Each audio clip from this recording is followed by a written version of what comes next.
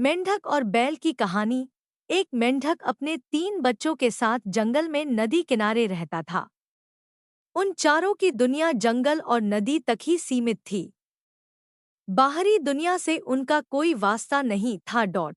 खाते पीते बड़े आराम और मजे से उनका जीवन कट रहा था। मेंढक हृष्टपुष्ट था। उसके बच्चों के लिए वह दुनिया का सबसे विशालकाय जीव था। वह रोज उन्हें अपनी बहादुरी के किस्से सुनाता और उनकी प्रशंसा पाकर फूला नहीं समाता था।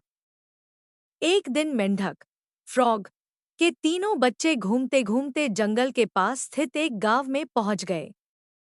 वहां उनकी दृष्टि एक खेत में चरते हुए बैल पर पड़ी।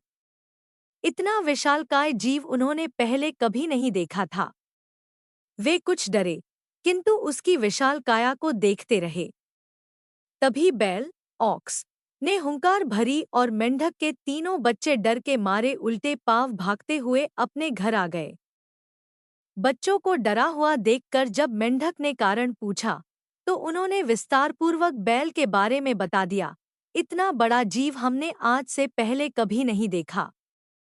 हमें लगता है दुनिया का सबसे विशालकाय जीव आप नहीं, वह है। अपने बच्चों की बात सुनकर मेंढक को बुरा लगा। उसने पूछा, वह जीव दिखने में कैसा था? उसके 4 बड़े-बड़े पैर थे। एक लंबी सी पूंछ थी। 2 नुकीले सींग थे। शरीर तो इतना बड़ा कि आपका शरीर उसके सामने कुछ भी नहीं। बच्चे बोले। यह सुनकर मेंढक के अहंकार को जबरदस्त ठेस पहुंची। उसने जोर के सांस खींची और हवा भरकर अपना शरीर फुला लिया।